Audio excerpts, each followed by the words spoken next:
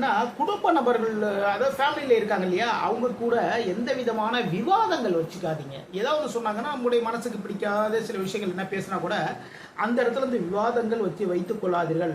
அதாவது மௌனம் கலகநாசின்னு சொல்லுவாங்க இல்லையா, இதுமாரி வச்சுக்கோங்க. அதுக்கப்புறம் உங்களுடைய நண்பர்களுக்கு உங்களால் முடிந்த உதவிகளை எல்லாம் பண்ணுங்க.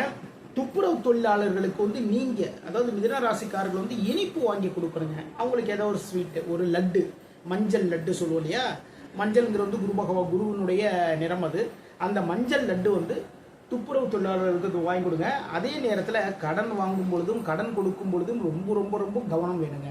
சரிங்களா? அதாவது முக்கியமாக மிதுன ராசிக்காரர்கள் தொழில் சார்ந்த கடன்கள் இதில் கொடுக்குறப்ப வாங்குறப்ப ரொம்ப கவனமாக இருந்துக்கோங்க. அந்த குரு பெயர்ச்சி அன்னைக்கு நீங்கள் என்ன பண்ணுங்க அப்படின்னா, கொண்டக்கடலை மாலை போடுங்க.